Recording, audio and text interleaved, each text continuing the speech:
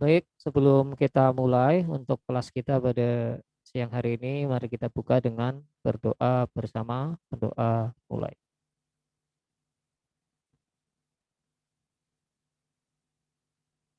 Finish. Jadi untuk materi kita di materi TOEFL bagian struktur adalah participle. Dan participle itu nanti ada dua jenis. Yang pertama adalah present participle dan yang kedua adalah past participle. Nah, kita akan belajar tentang yang present participle ini. Nah, apa itu present participle? Jadi di sini kita tidak perlu bingung dengan istilah ya. Walaupun di situ ada kata present, itu tidak berarti ini membahas tentang tenses, itu tidak berarti seperti itu. Jadi present participle itu adalah istilah untuk menyebut kata kerja verb 1 ing. Jadi verb 1 ing itu istilah bahasa Inggrisnya adalah present participle. Jadi present participle itu hanya istilah untuk menyebut kata kerja yang berakhiran ing. Nah, contohnya apa ya? Contohnya kita bisa membuat sendiri, misalkan verb 1 kasih ing, itu ya sudah namanya present participle. Contohnya eating an apple, sitting in the class, playing football, dan lain sebagainya. Jadi ini hanya nama saja. Terus nanti kalau setelah verb ing itu diikuti oleh objek atau diikuti oleh keterangan, nah itu objeknya menjadi satu dengan verb satu ing-nya atau keterangannya juga menjadi satu dengan verb satu ing-nya. Jadi kalau diartikan di sini kan artinya makan apel, duduk di dalam kelas. Jadi nanti kalau ada objek setelah verb satu ing atau ada keterangan, entah itu keterangan tempat atau keterangan waktu, ya satukan dengan verb satu ing-nya. Nah, sekilas kalau diartikan ini seperti kata kerja karena artinya kan melakukan kegiatan. Nah, cuma kita jangan terkecoh dari sisi artinya dulu karena nanti ada fungsi dari present participle ini. Nah, fungsi present participle atau verb satu ing itu nanti dua. Nah, yang pertama adalah sebagai kata kerja kalimat atau predikat nama lainnya lah ya. SPOK, jadi P nanti.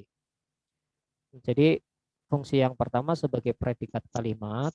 Nah, syaratnya bagaimana? Jadi kalau verb satu ing itu ingin jadi predikat, syaratnya harus ditambah kata kerja bantu yang jenis to be. Nah, jadi kita nggak bisa bikin kalimat cuma I studying English, I eating an apple.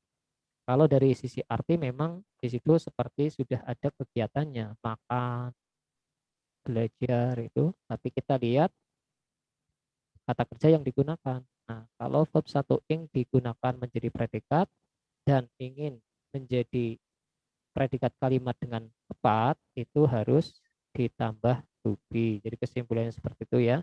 Jadi kalau kita mau bikin kalimat dengan menggunakan present participle, jangan lupa tambah to be.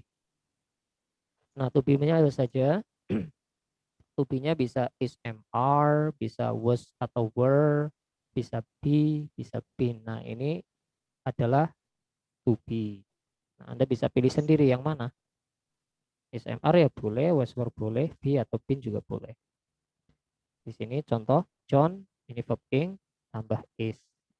My father watching, tambah was. Going, tambah be. Nah, kalau khusus be ini, sebelumnya harus ditambah kata kerja bantu modal kayak will atau would, can, could. Jadi nggak bisa I be going. Jadi harus ada modalnya dulu. I will be, I would be, I can be. Ya. Tapi kalau misalkan nggak hafal modal ya cukup lihat sebelum verb ing itu ada salah satu to be-nya tidak. Di sini ada playing, di sini ada been. Jadi kalau ingin menggunakan to be ya pilih sendiri yang mana. Terus perbedaannya to be-nya apa? Perbedaannya cuma dari sisi subjeknya. Kalau misalkan subjeknya A ya to be-nya am. Kalau pakai was were ya untuk was ini untuk subjek yang tunggal. My father was. Kalau were untuk subjek yang jamak. Contohnya apa? They were watching TV. Itu dari sisi subjeknya ya perbedaannya. Terus kalau be ini sama been ada tambahannya. Be ini tambahannya will atau modal. Kalau been tambahannya have atau has. Kalau masalah tambahannya nggak perlu diperhatikan dulu. Yang penting Anda hafal to be-nya. Itu. Terus dari sisi makna, jadi kalau pakai to be is atau MR ini maknanya makannya itu pada waktu sekarang. Tapi kalau was were maknanya makannya kemarin atau yang lampau lah ya. Kalau pakai will di sini makanya masa depan. Nah, kalau ini kasih have atau has nanti makanya dari dulu sampai sekarang.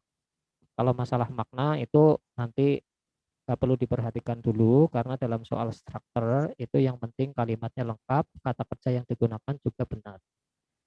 Nah, catatan, ketika present participle telah menjadi predikat kalimat, maka tidak boleh ada kata kerja lagi di dalam kalimat tersebut. Jadi hati-hati. Nah, kalau verb ing memang sudah ada to be-nya, berarti itu sudah sepaket menjadi predikat. Nah, nanti cek coba di belakang ada kata kerja lagi muncul enggak. Nah, ini to be saja sendiri, ini juga kata kerja. Jadi to be itu bisa digunakan dengan verb satu ing, bisa digunakan sendirian. Nah, yang penting to be pasti kata kerja. Nah, ini contoh yang tidak tepat. Kenapa? Karena ada dua kata kerja, are speaking dan are. Gitu ya. Itu fungsi yang pertama. Nah, silakan mungkin ada pertanyaan untuk fungsi yang pertama, verb satu ing atau present participle sebagai predikat.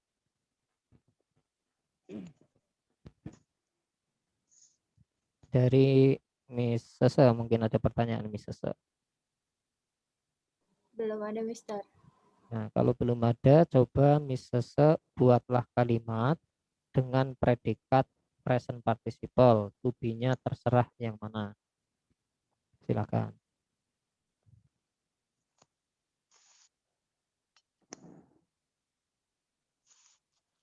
Langsung aja diucapin nggak apa-apa Miss Sese. Bikin kalimat langsung diucapin pakai verb satu ing. Ya, I will be eating pasta. Ya, I will be eating pasta. Ya benar itu pakainya will be. Boleh juga diganti can be, must be, boleh ya. Tergantung maknanya mau bagaimana. Kalau ingin bermakna akan ya will. Bermakna harus ya must. Gitu aja. Terus sekarang Miss Rere coba bikin kalimat dengan verb satu ing. Jangan lupa dikasih to be. I will be drinking juice. Iya, I will be drinking juice.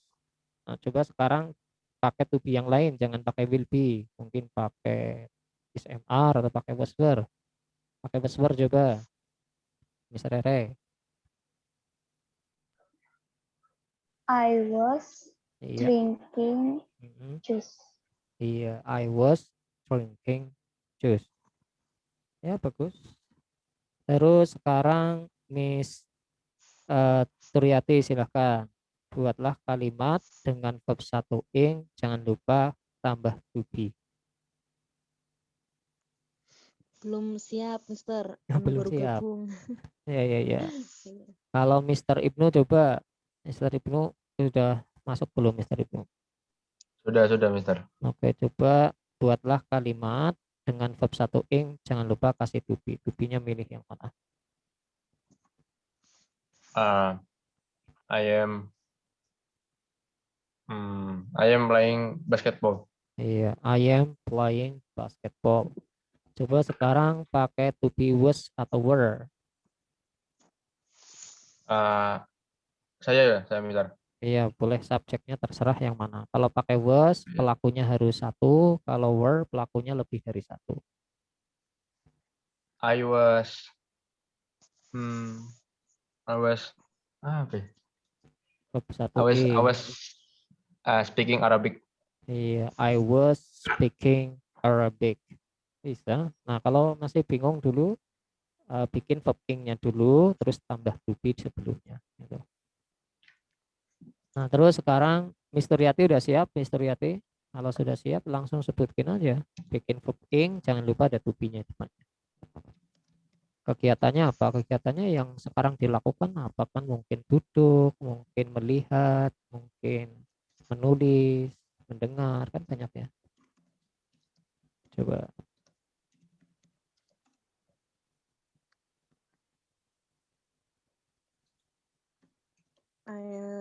I was writing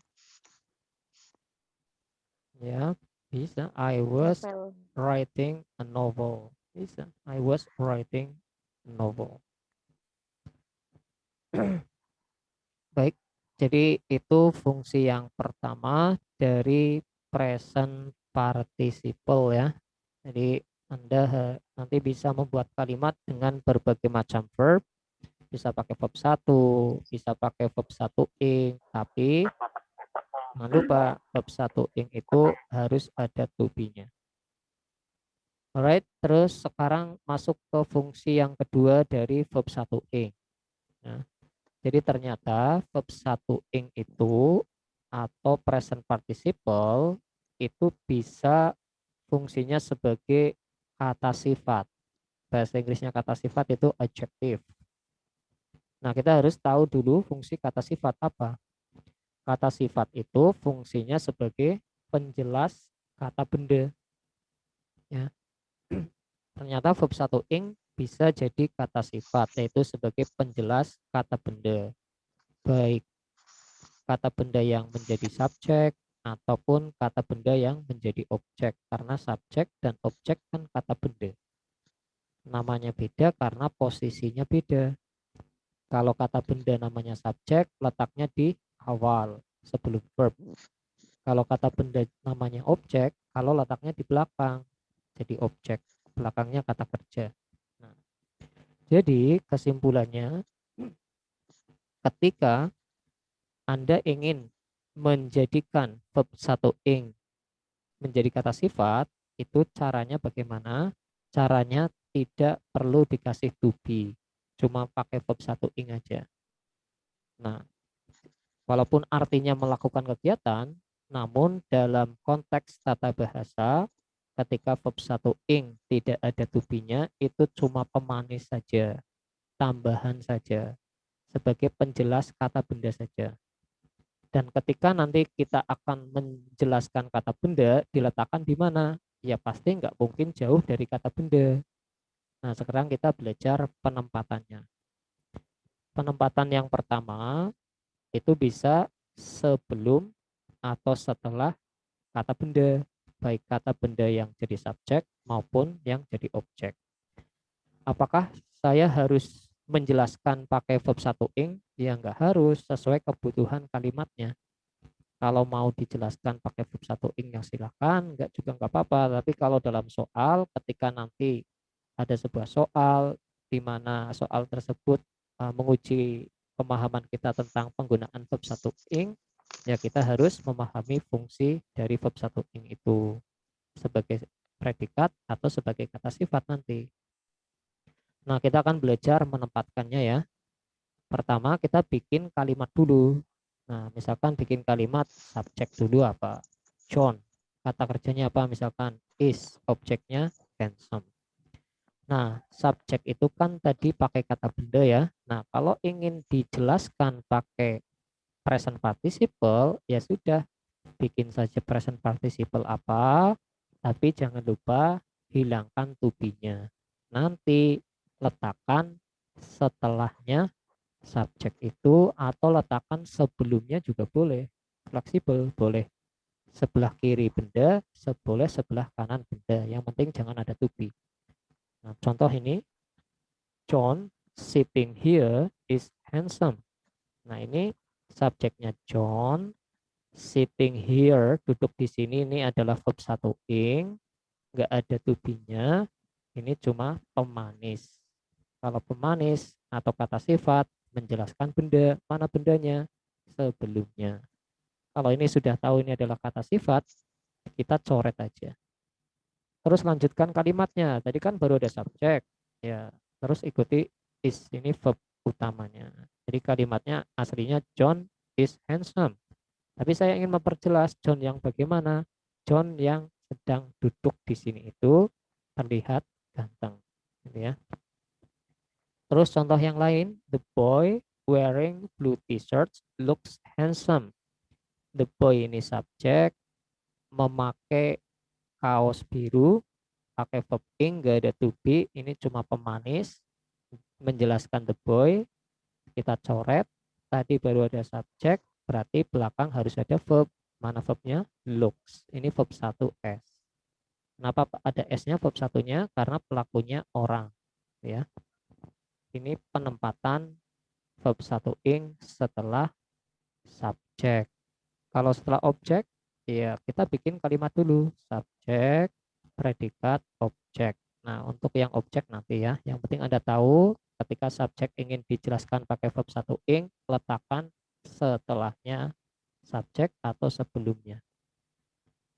Nah, kita lihat peletakan sebelum subjek. Nah, di sini ada a crying baby is cute. Cari verbnya dulu. Verbnya adalah is. Berarti sebelum is itu namanya subjek. Ada 3 kata. Subjeknya mana? Baby. Sebelumnya kok ada verb ing. Ada to be-nya enggak? Enggak. Berarti itu kata kerja atau kata sifat? Kata sifat. Loh kok penempatannya sebelumnya? Fleksibel. Boleh setelah, boleh sebelum. Gitu ya. Nah, kalau sebelumnya ini biasanya diapit oleh penanda benda kayak en, the gitu ya. Jadi kalau setelah en, the itu langsung verb ing, yaitu cuma pemanis dibuang aja nggak apa-apa. Nah, ini penempatan sebelum kata benda subjek. I see a cleaning woman. Nah, ini sih predikat. Setelah predikat adalah objek. Objeknya woman. Sebelumnya ada verb ing, cuma pemanisnya. Artinya gimana ya? Fleksibel aja. Seorang bayi yang menangis boleh. Seorang bayi yang memiliki sifat nangis. Bayi cengeng gitu ya. Bayi cengeng itu terlihat manis. I see a cleaning woman. Saya melihat wanita yang suka bersih-bersih. Ya, apa? Office woman. Apa kalau kan ada office boy ya. Office boy mungkin office woman. Gitu. Jadi dia memiliki pekerjaannya sukanya bersih-bersih, a cleaning woman. Nah, kalau ini yang dijelaskan sebuah objek. Bagaimana kalau setelahnya ya boleh aja. I see a woman cleaning. Boleh kayak gitu. Boleh juga a baby crying is cute. Boleh. Sebelum atau setelah. Nah, silakan itu penempatan verb 1 ing, di mana verb 1 ing ini yang sifatnya adalah kata sifat, bisa sebelumnya, bisa setelah kata benda, baik kata benda subjek maupun objek. Nah, kapan kita menjadikan verb 1 ing itu jadi predikat, kapan menjadikan verb 1 ing itu kata sifat? Ya, kita lihat soalnya saja. Kalau soalnya belum ada kata kerjanya, berarti verb 1 ing-nya nanti harus jadi predikat. Ya. Kalau soalnya sudah ada predikat, terus ada pilihan verb 1 ing dan lain-lain, ya kita jadikan verb 1 ing-nya jadi kata sifat, jadi tambahan saja pemanis. Nah, kita lihat contoh di sini. My teacher, orang di awal kalimat berarti jadi subjek. Ya. Terus ada titik-titik English, ini English kan kata benda. Ya, kita katakanlah mungkin nanti jadi objek mungkin. In the class is. Nah, di sini ada kata is. Is ini kata kerja. Kalau ada to be sendirian pasti kata kerja. Nah, berarti di titik-titik ini kita nggak boleh memasukkan kata kerja. Kenapa? Karena sudah ada kata kerjanya ini is. Cari pilihan ganda yang kata kerja yang mana. Ini verb 1, ini pasti kata kerja. Ya. Verb 1S ini juga pasti kata kerja. Verb ing ini kata sifat karena nggak ada to be. To be teaching ini pasti kata kerja. Nah, kita lihat di sini kebutuhan kalimatnya apa. Berhubung kalimatnya sudah ada predikat, berarti kita nggak boleh isi predikat. Jawabannya apa? Ya pasti pemanis. Yang mana? Teaching. Jadi my teacher teaching English in the class is a very good teacher. Guru saya yang sedang mengajar bahasa Inggris di kelas itu sangat guru yang sangat baik, gitu ya. Itu adalah contoh penggunaan verb ing.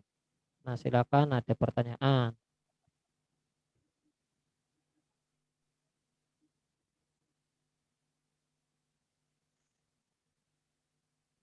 Ada pertanyaan, silakan.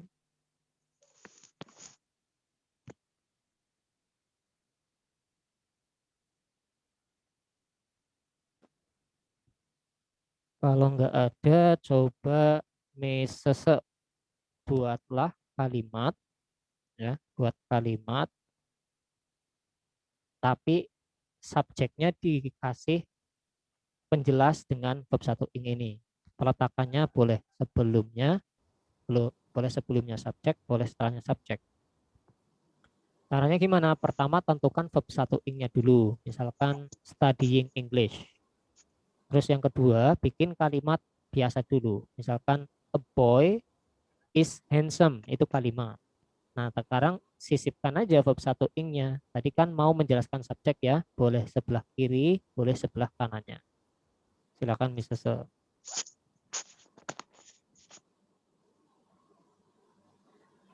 I pet the sleeping cat. Apa itu? I feed a sleeping cat. Iya. Jadi Mrs. membuat kalimat dengan objek a cat diperjelas dengan sifatnya sleeping. Jadi kucing suka tidur, Miss ya. Yaitu penempatannya berarti sebelumnya kata benda yang kata bendanya jadi objek. Ya, bagus. Terus Mr. Ibnu coba ini mau menjelaskan apa dulu? Mau menjelaskan subjek atau objek dan mau diletakkan sebelah kiri atau sebelah kanannya terserah. Silakan Mr. Ibnu.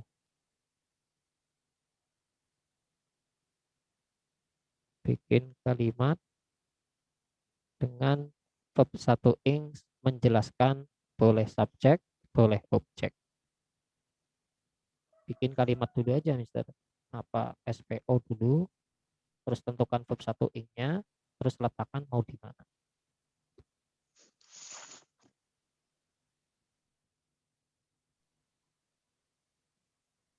Nah, Mister.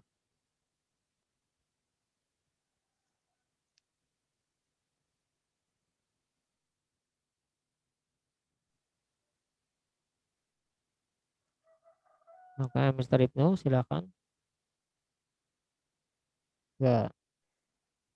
Nah, sekarang Miss Rere coba Mr. Ibnu ya, silakan. Kenapa, Mister? Coba Tulisin Miss. saja masalah. Oh ya. Coba Mr. Ibnu buat kalimat tapi nanti ada verb 1 ing yang menjelaskan, mungkin menjelaskan subjek, mungkin menjelaskan objek, terserah yang mau dijelaskan lah. Intinya bikin kalimat dengan belajar menjelaskan subjek atau objek menggunakan verb 1 ing. Bikin, kalau sulit ya bikin kalimat biasa dulu, SPO dulu. Bentar. Kata kerja kalimat biasanya terserah, mau pakai verb 1 boleh, mau pakai verb 2 boleh, mau pakai verb 1S boleh, mau pakai verb 1 ing to be sama verb 1 ing juga boleh. Terserah lah, kalau kalimat utamanya mau pakai kata kerja apa, to be ya boleh. Menjelaskan gimana maksudnya, Mister?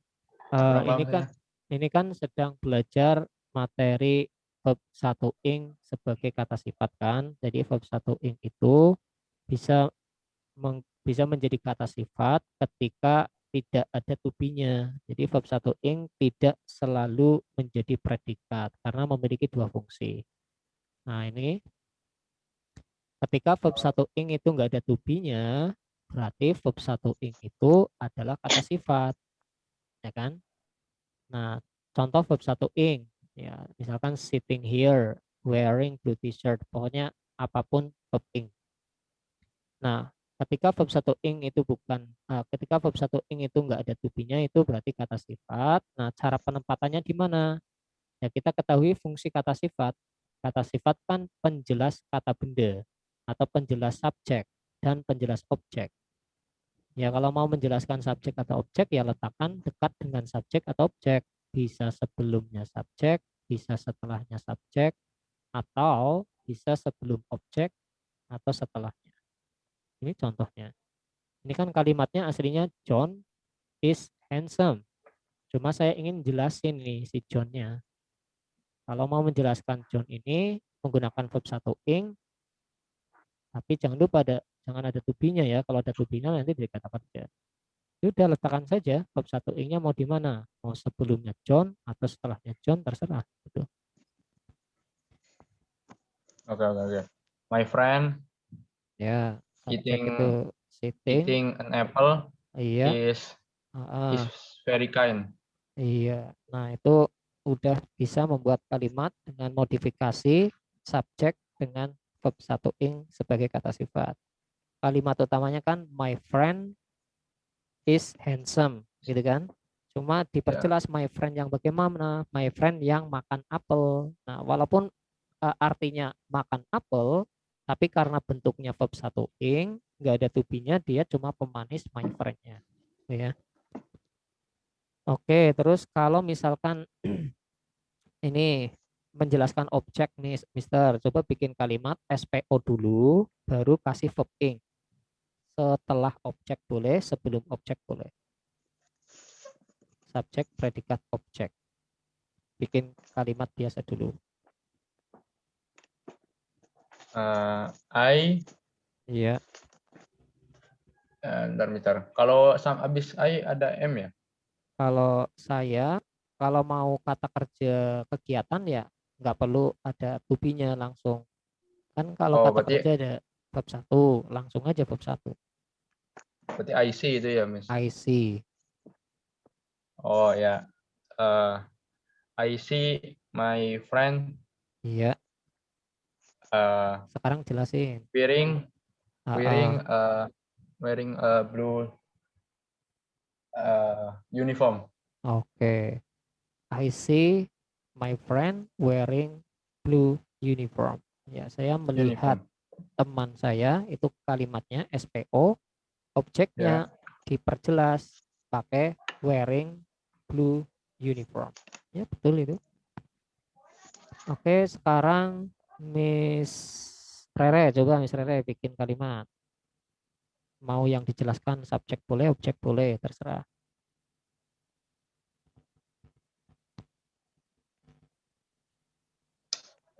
The girl Iya, eating meatball iya. looks funny.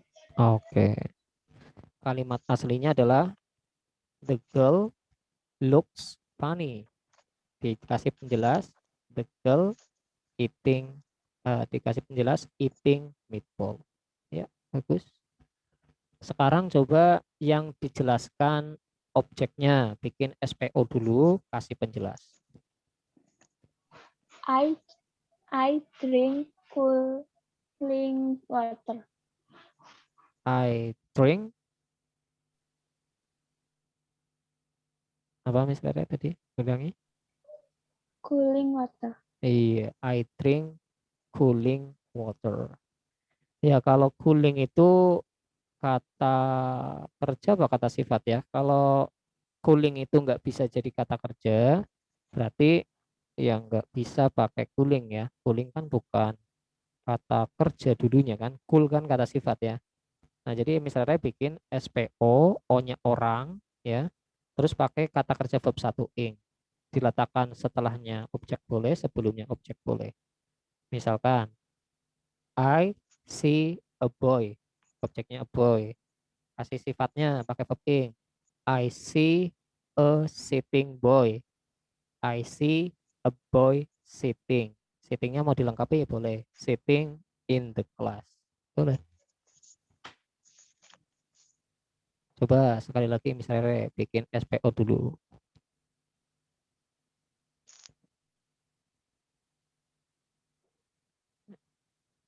subjek, predikat objek, objeknya orang, terus kasih penjelas.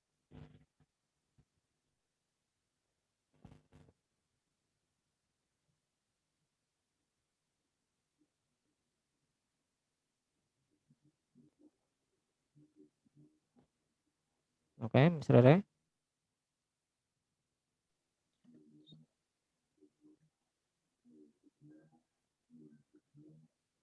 Oke, kalau enggak ya Miss Kusnul, coba Miss Kusnul bikin kalimat, subjeknya kasih penjelas pakai verb 1 ing.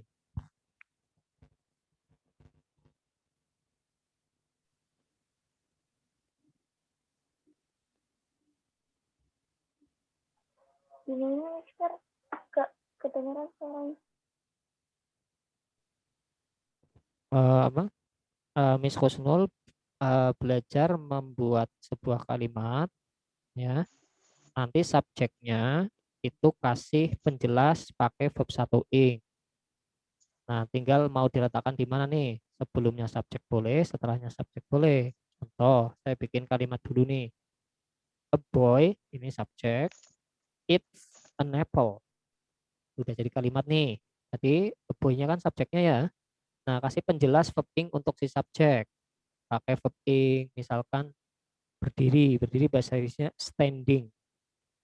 A boy standing in the class eats an apple. Nah, itu subjeknya a boy, dikasih penjelas standing in the class, kata kerjanya makan, eats. Gitu ya.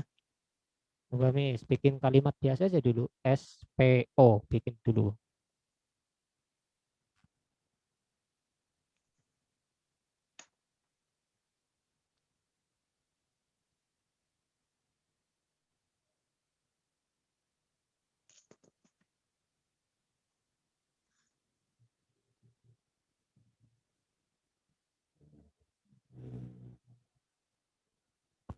Oke, kalau enggak kedengeran nggak Miss? Gimana, Mister?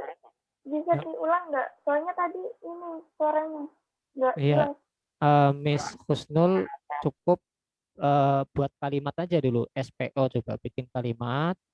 Nanti subjeknya itu dikasih penjelas pakai verb 1 ing. Jadi bikin kalimat dulu coba SPO. Subjek, pelakunya apa? Saya, kamu, kita, mereka, atau nama orang boleh.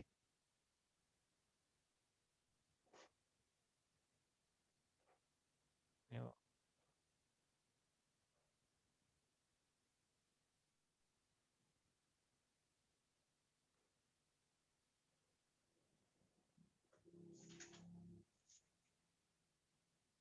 Ya, kalau enggak ya kita lanjut ya.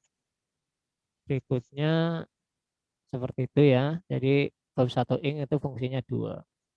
Nah, kesimpulan ya. Jadi present participle itu adalah istilah menyebut verb 1 ing. Jadi present participle itu cuma istilah menyebut verb 1 ing. Dengan kata lain, verb 1 ing bahasa Inggrisnya adalah present participle ya. Itu. Terus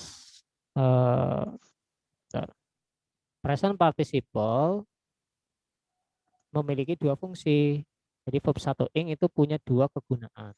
Yang pertama bisa jadi predikat, yang kedua bisa jadi kata sifat. Fungsinya ini tergantung kebutuhan kalimatnya. Kalau kalimatnya belum ada verb, ya kita harus jadikan verb 1 ing jadi predikat. Kalau kalimatnya sudah ada predikat, ya kita jadikan verb 1 ing cuma jadi adjektif atau pemanis saja. Auxiliary verb to be, kata kerja bantu to